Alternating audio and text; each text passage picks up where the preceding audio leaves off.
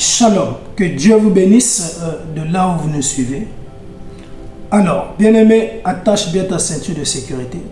Nous voulons donc décoller pour cette série d'enseignements que nous avons donc intitulée « Comprendre l'onction ».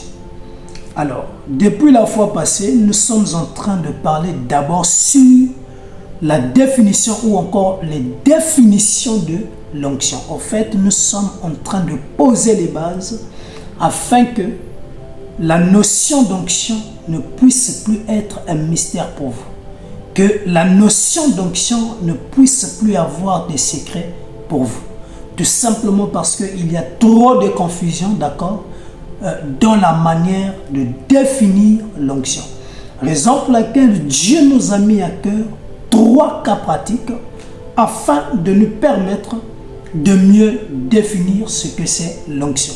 Et donc, la fois passée, on avait mis l'accent sur le premier cas pratique, précisément celui de 1 Jean chapitre 2, versets 20 et 27. Et là, on avait donc parlé de l'onction corporative. En ce jour, nous allons donc mettre l'accent sur le deuxième cas pratique, celui du livre des Actes, au chapitre 1, précisément au verset 8. Et en ce jour, nous parlerons donc de l'onction du ministère. Ah, quand tu écoutes l'onction du ministère, tu es un peu embrouillé. Mais attache ta ceinture parce que Dieu m'a mandaté pour toi. Je suis là pour toi afin que tu puisses sortir de l'ignorance. Donc, de là où tu es, attache bien ta ceinture. Nous allons décoller, nous allons poser des bases. Mais lorsqu'on parle de ministère, les gens pensent que, bon, voilà, ministère, c'est peut-être un terme, voilà, qui provient, je ne sais d'où. Non. Ministère veut tout simplement dire service. D'accord? Service. La fonction occupée par un individu, je dirais, dans l'église ou dans le corps de Christ. Je donne un exemple. Celui qui balaie l'église exerce un ministère. Donc, on levait l'idée en tête que le ministère se résume seulement à quelqu'un qui enseigne ou qui prêche. Non. Celui qui chante à l'église exerce là un ministère. Celui-là qui joue à la batterie exerce un ministère. Exerce en fait une fonction dans l'église.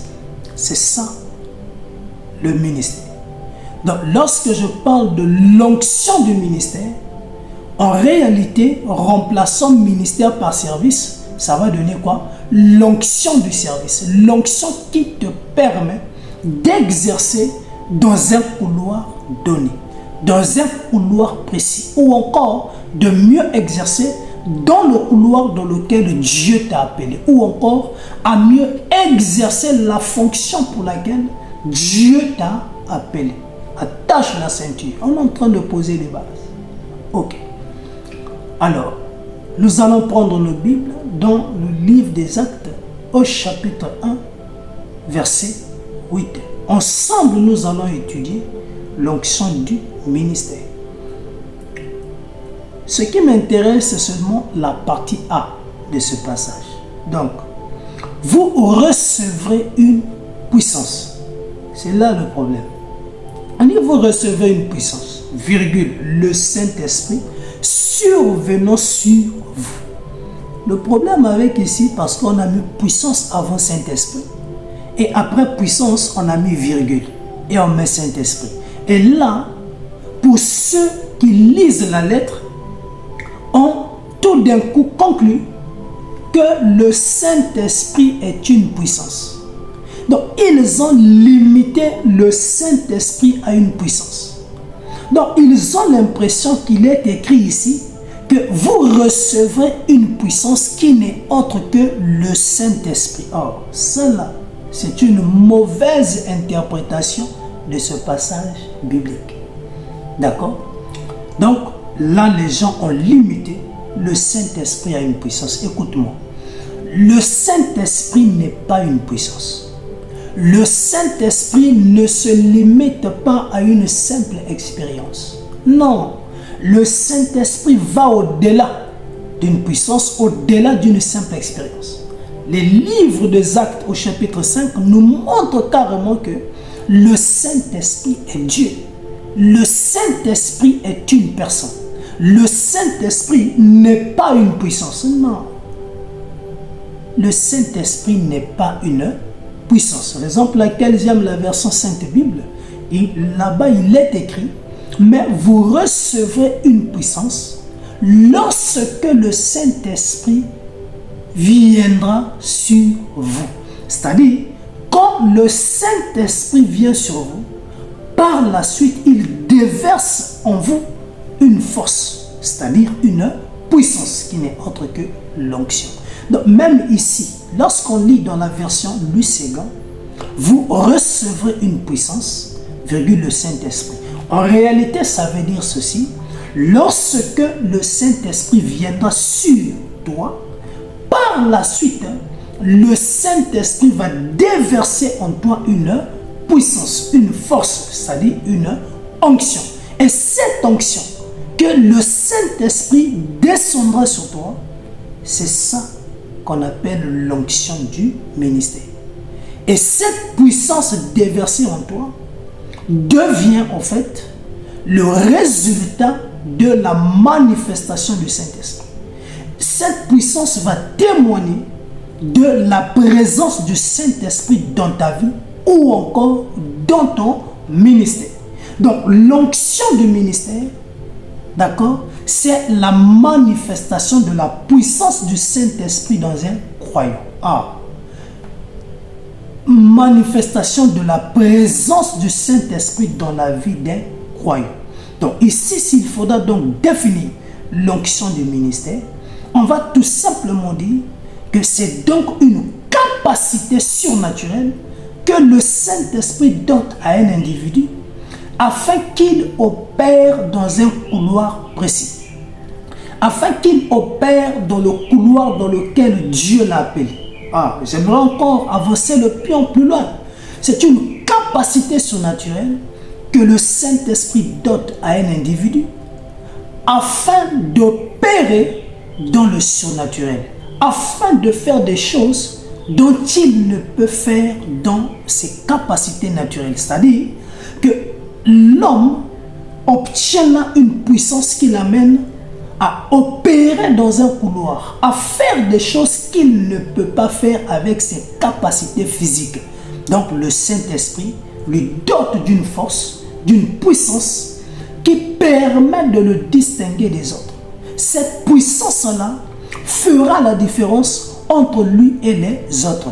Donc l'onction du ministère permet de faire la différence entre les enseignants et entre les prédicateurs.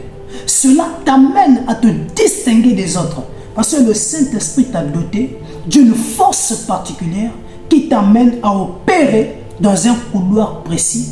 Et lorsque tu serais en train d'exercer dans ce couloir, et tu serais en train de vivre des choses surnaturelles, tu serais en train d'exercer dans des dimensions spirituelles, bien aimé, auxquelles tu ne peux pas en fait accéder avec tes aptitudes physiques ou naturelles. Non, mais le Saint-Esprit te conduit dans des dimensions où tu peux exercer dans le domaine du surnaturel. Et donc, en fait, c'est une grâce que l'Esprit déverse.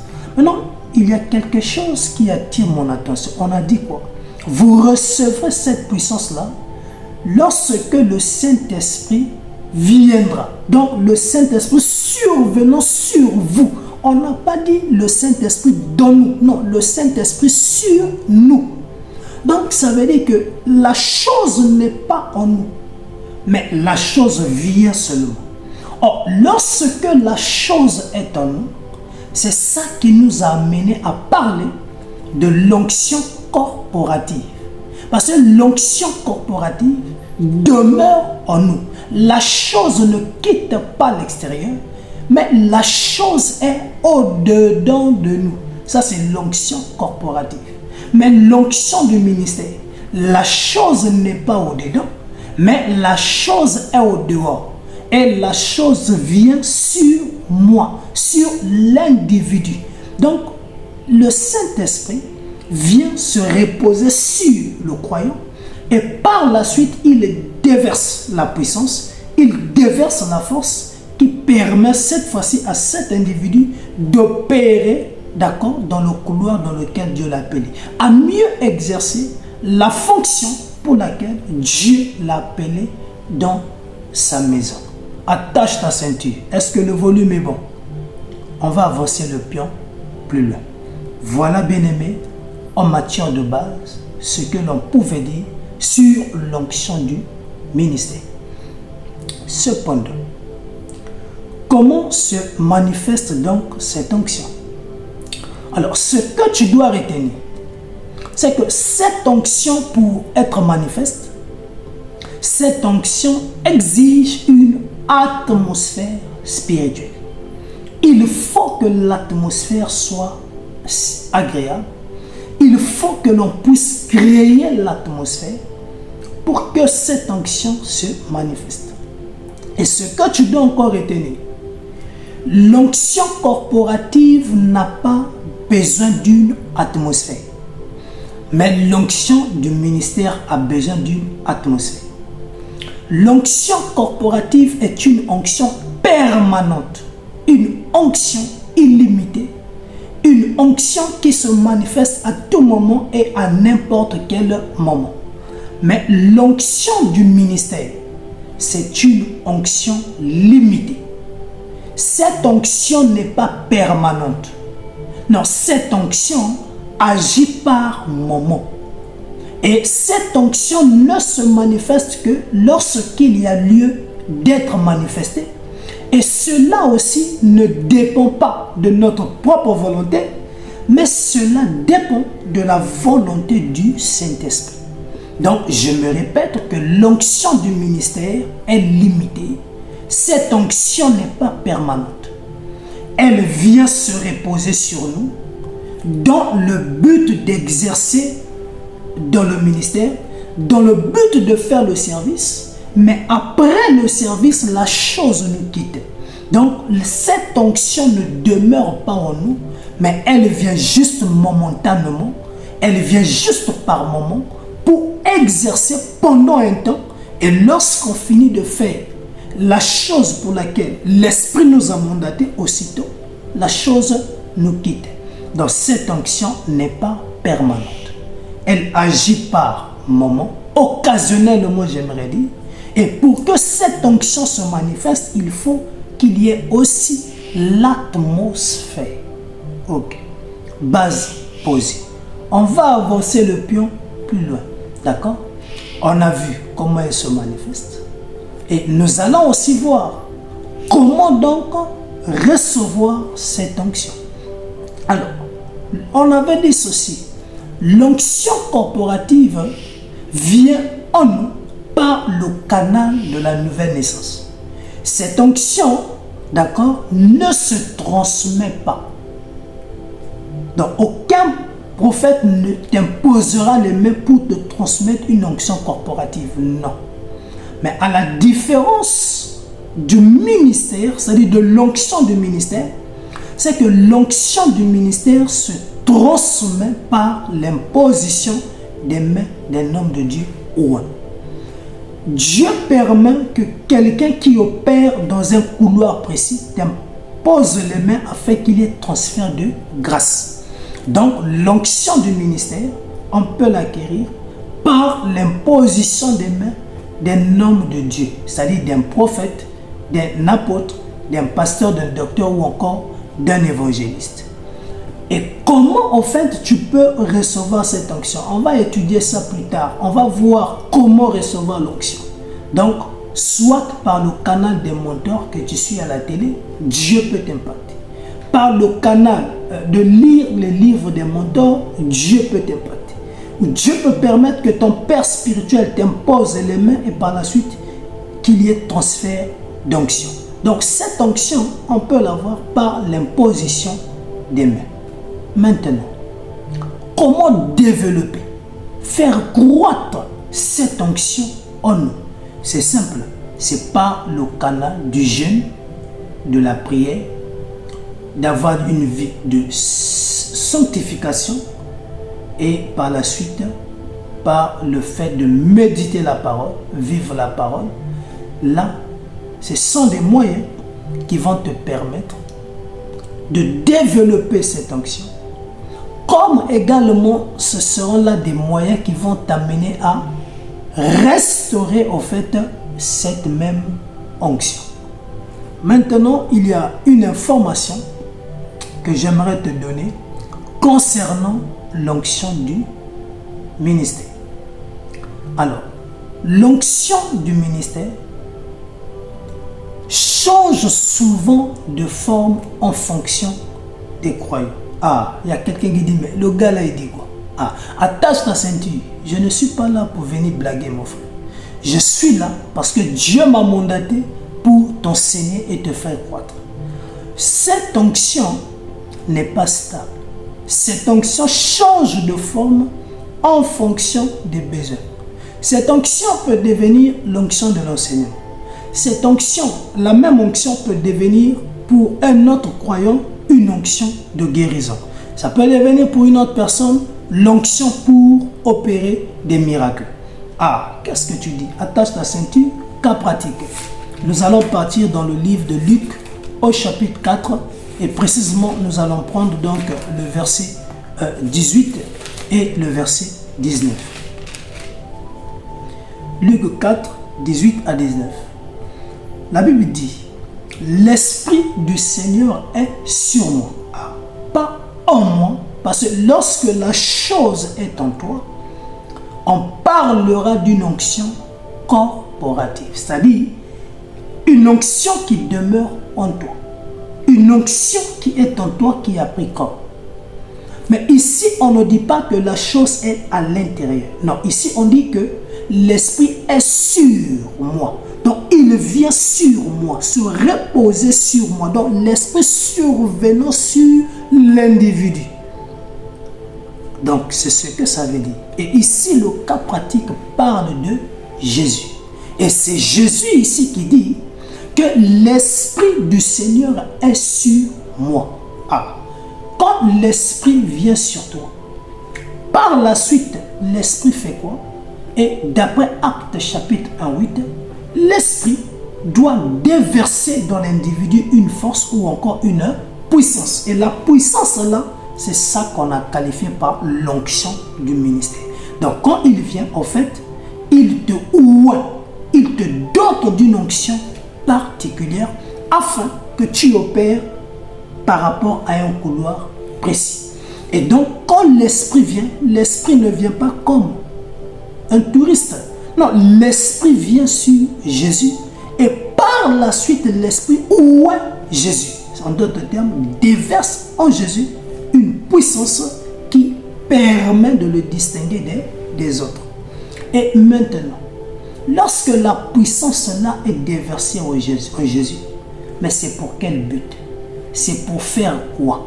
Et raison pour laquelle la Bible va plus loin maintenant en disant pour annoncer la bonne nouvelle aux pauvres. Donc ça veut dire, avant que Jésus n'annonce une bonne nouvelle, il a fallu que l'onction vienne d'abord sur lui. Il a fallu qu'une onction soit d'abord déversée sur lui. Et cette onction qui permet à Jésus d'annoncer la bonne nouvelle aux pauvres, c'est l'onction de l'enseignement. Donc en fait, quand le Saint-Esprit vient sur lui, il déverse en lui une onction de l'enseignement. Donc vous comprenez que l'enseignement ici, c'est un moyen pour Jésus d'exercer un ministère, d'exercer dans un couloir précis celui de l'enseignement. Vous comprenez? Donc c'est la même onction, mais qui touche Jésus dans la dimension enseignement. Mais avançons le pion plus loin. Il m'a envoyé pour guérir ceux qui ont le cœur brisé. Ah, la même onction qui était au départ pour l'enseignement se transforme en une onction de guérison. Donc c'est l'Esprit du Seigneur toujours qui est sur Jésus, qui a déversé en lui une onction d'enseignement. Et là par la suite déverse une onction pour guérir. Donc l'onction de guérison, d'accord, fait également partie de l'onction du ministère. Donc, le Saint-Esprit donne à Jésus une onction de guérison. Pour une autre personne, une onction pour opérer des miracles. Il va plus loin pour proclamer aux captifs la délivrance. Donc, la capacité à délivrer. Donc, ça aussi, c'est une onction particulière. Donc, c'est pour dire à quelqu'un, cette onction-là change souvent de forme. D'accord? Et c'est très important. Et ensuite, il dit, aux aveugles le recouvrement de la vue. Là, c'est pour opérer, bien aimé, des miracles, pour renvoyer libre les opprimés et pour publier une année de grâce du Seigneur. Donc, cette onction-là n'est pas stable. Elle change de forme. Voilà tout ce que l'on pouvait dire sur l'onction du ministère. Mais cependant, je voulais ajouter un bonus et je pense que ce bonus-là vous fera du bien. En fait, ce bonus que je vais ajouter n'est autre que le résultat de ce que j'ai eu à observer tout au long de mon ministère. D'accord? Alors, voici le bonus. Le bonus est le suivant. L'onction du ministère est capitale parce que ça nous permet d'exercer dans des couloirs auxquels Dieu nous a appelés et cette onction nous distingue des autres. Maintenant, cependant, il y a un phénomène que j'ai compris. C'est que lorsque Dieu t'appelle à exercer à côté d'un père, ça veut dire que tu vas bénéficier de la couverture onctionnelle de ton père. Quand tu appartiens à une communauté chrétienne, tu vas là bénéficier, d'accord, de l'onction ou encore de la fréquence onctionnelle de cette église-là ou de cette communauté chrétienne. C'est là que vous allez remarquer, lorsque quelqu'un travaille dans une église, il est couvert d'une onction. Mais quand la même personne quitte l'église là pour aller commencer une œuvre à côté, le plus souvent on remarque que l'onction que la personne avait lorsqu'elle appartenait à la communauté ne sera plus sur lui. Donc on va remarquer un changement pour dire que quand il était à l'église là-bas, il avait l'onction. Mais depuis qu'il a commencé son propre ministère, il n'a plus l'onction. Pourquoi? C'est ce que nous allons découvrir. Donc, d'après ce que j'ai compris, Dieu aussi m'a donné un cas pratique. 1 Roi 19, 19, Dieu dit à Élie de oindre Élisée comme prophète à sa place. Ça veut dire que Élisée est appelé à exercer le ministère, mais sous un père. Et le père, c'est Élie. Donc, Élisée bénéficie d'une couverture onctionnelle du père. C'est exactement comme un prédicateur qui bénéficie d'une couverture onctionnelle d'une communauté quelconque. Alors, 2 Rois 2, verset 9. Lorsqu'ils eurent passé, Élie dit à Élisée, demande ce que tu veux que je fasse pour toi avant que je sois enlevé d'avec toi. Élisée répondit, qu'il est sur moi, je te prie, une double portion de ton esprit. Or, qui dit double portion de son esprit, permets-moi de dire tout simplement une double portion de ton onction. Donc ici, le Fils demande une double portion de l'onction du Père. Donc ça veut dire quoi? Que le Père a la capacité de transmettre au Fils l'onction. Voilà l'onction du ministère qui peut se transmettre du Père au Fils. Et plus le Fils va demeurer avec le Père, le Fils va travailler sur cette onction. Et d'ailleurs, même pour que l'enfant ne puisse recevoir cette onction, il y avait une condition. La condition était que si tu me vois être enlevé, c'est alors que tu auras la chose demandée. Plus tu vas demeurer dans ce que j'ai enseigné, plus tu seras loyal, plus tu marcheras dans ce que je fais, c'est alors que cette onction va se manifester dans ton ministère. Donc vous comprenez que cette onction est bonne. D'accord? Et plus vous êtes bien avec le Père, plus vous opérez, vous travaillez dans cette église, vous bénéficiez de la couverture. Mais la question est la suivante. Le jour où il y aura séparation entre vous et le Père, qu'est-ce qui va se passer? Le jour où vous quitterez au fait la communauté chrétienne là, qu'est-ce qui va se passer dans votre ministère? C'est là la chute de beaucoup des prédicateurs.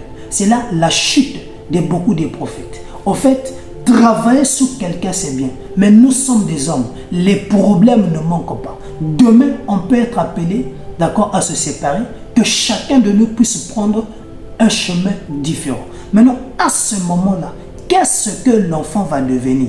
Vous comprenez? C'est là où beaucoup de gens chutent.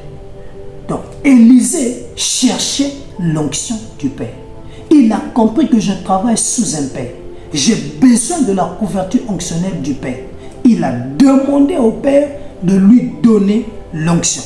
Vous savez, il y a un homme de Dieu, un évangéliste, qui est des États-Unis, qui était venu en Afrique. Et là, précisément chez les anglophones, il a trouvé une église de la place et il a choisi quelques pasteurs pour travailler avec lui pendant la campagne d'évangélisation de 3 jours. Et il a imposé les mains sur ces pasteurs. Et pendant la phase de campagne d'évangélisation, alors l'évangéliste priait pour les malades et eux aussi priaient pour les malades. Et les pasteurs auxquels l'évangéliste avait imposé les mains, quand ils priaient pour les malades, il y avait des guérisons et des témoignages. Et donc, les gens avaient vu comment les malades étaient guéris par l'imposition des mains de ces pasteurs-là. Quelque temps après la campagne, l'évangéliste est reparti aux États-Unis. Les pasteurs, quand ils se sont regardés, ils ont dit, yeah, on a maintenant le feu. Ils ont organisé une semaine après une campagne d'évangélisation des miracles et des délivrances. Ils ont prié pour les malades. En tout cas, il y avait des guérisons. Toute la ville parlait d'eux. Un mois après, ils ont refait une autre campagne d'évangélisation. Là, cette fois-ci, il n'y avait pas de spectacle, il n'y avait pas de guérison et ils étaient déçus. Tout simplement parce qu'en réalité, ils opéraient au fait sous l'onction de l'évangéliste pendant un temps. Mais vu que cette onction ne demeure pas de manière permanente, alors l'onction là pouvait leur quitter. Mais eux, ils se disaient que la chose était encore là. Non, c'est-à-dire que la chose agit par moment. Vous comprenez? Mais après le départ de l'évangéliste, ils ont perdu la chose. Et c'est exactement le cas avec bon nombre de prédicateurs. Plus tu es dans une église, tu bénéficies de l'onction. Mais après départ, tu perds la chose. Pourquoi? Parce qu'il vous manque un secret. Voilà pourquoi Élisée au départ voulait travailler sous la couverture onctionnelle du Père. Mais plus loin, après avoir reçu la chose, il dit non, je ne dois pas me limiter là. Il doit avancer le pion plus loin. 2 Rois 2, versets 13 à 14. Lorsqu'il a demandé l'onction du Père, le Père jeta sur lui le manteau. Et la Bible dit au verset 13 qu'il releva le manteau que Élie avait laissé tomber. Puis il retourna et s'arrêta au bord du Jourdain. Il prit le manteau qu'Élie avait laissé tomber. Il en frappa les eaux et dit, où est l'Éternel, le Dieu d'Élie? Ah, ça veut dire quoi? Ça veut dire que j'ai opéré ou j'opère avec l'onction du Père, ce qui est bien. Mais Élisée a dit, je ne vais pas me limiter à l'onction du Père. Mais au contraire, au lieu de chercher ce que le Père a, je préfère maintenant chercher le Dieu que le Père sert, afin que ce Dieu-là puisse me bénir de manière individuelle et que ce Dieu-là me donne une onction propre par rapport à mon propre ministère. Ça veut dire que même si aujourd'hui on se sépare, même si je ne suis plus sous la couverture onctionnelle du Père, mais le Dieu du Père, le Dieu que le Père m'a montré que je sers, ce Dieu-là pourra aussi me doter d'une onction particulière afin que j'opère dans mon ministère, afin que j'opère dans le couloir dans lequel ce Dieu m'a appelé. Donc il a compris que, Élie, il sert un Dieu vivant. Il sert un Dieu qui est palpable, un Dieu qui est tangible. Il sert un Dieu, d'accord, qui est au-dessus de tous les dieux. C'est le Dieu véritable. Il a dit que c'est ce Dieu-là que je vais chercher. Donc, il ne se limite plus à l'onction de son Père, mais il décide de chercher le Dieu qui donne à son Père l'onction. C'est là où il a dit, où est l'Éternel, le Dieu de lui? Parce qu'il était convaincu au Dieu que son Père sait. Donc c'est pour dire à quelqu'un, quand tu es dans une communauté chrétienne et que tu es convaincu que cette communauté est dans le vrai, que cette communauté sert le vrai Dieu, ne te limite pas seulement à ce que tu reçois de cette église, mais cherche toi-même au-delà, va au-delà, cherche le Dieu que ton Père sert, le Dieu que ton Père te montre. Cherche à développer une intimité avec le Dieu de ce Père-là. Ne te limite pas à ce que le Père te donne seulement, mais toi aussi va au-delà, chercher le même Dieu que ton Père, que ce Dieu-là te bénisse et que ce Dieu-là t'impacte. C'est alors, même si demain il y a un problème, que tu quittes l'église, la même couverture onctionnelle qui t'accompagnait dans l'église, c'est vrai, va aussi t'accompagner tout simplement parce que c'est le même Dieu qui opère avec l'église et c'est le même Dieu qui opère avec toi. Raison pour laquelle vous allez remarquer, lorsqu'on fait un feu avec du bois, quand vous retirez un bois, les premiers temps là, ce bois produit du feu. Mais après quelques temps, il s'éteint. Tout simplement parce qu'il n'est plus avec les autres. Donc, en fait, ce bois-là au départ, étant dans une communauté, étant sous un mentor, bénéficiait d'une onction. Mais après l'avoir retiré du milieu, il perd l'onction. Donc, ce qu'il faut faire, c'est quoi? C'est connaître en réalité le Dieu véritable et chercher Dieu, d'accord, afin que Dieu puisse nous bénir par rapport à notre propre ministère et qu'il nous dote d'une onction du service qui saura faire la différence. Que Dieu vous bénisse. À nous revoir prochainement pour le troisième cas qui va donc parler sur l'onction d'autorité par rapport à Nombre chapitre 12. Et donc pour conclure, je dirais ceci. L'onction du ministère n'est pas une personne, mais c'est plutôt, d'accord, la manifestation de la puissance du Saint-Esprit. C'est la présence du Saint-Esprit qui est manifeste. Tout simplement parce que le Saint-Esprit vient sur l'individu et par la suite, il déverse en lui une force ou encore une puissance ou encore, si tu veux, une onction. Et donc, l'onction qui est déversée dans cet individu, c'est une capacité surnaturelle que le Saint-Esprit dote à un individu afin de périr dans un couloir, afin de faire des choses dont il est incapable de faire avec ses aptitudes charnelles ou encore physiques. Et cette onction-là n'est pas permanente. Cette onction est limitée. Elle ne se manifeste que lorsqu'il y a lieu d'être manifestée. Et cela aussi ne dépend pas de notre volonté, mais cela dépend de la volonté du Saint-Esprit. Et cette onction, on peut la recevoir par l'imposition des mains d'un prophète, d'un apôtre, d'un docteur ou encore d'un évangéliste. Voilà ce que je tenais à vous dire.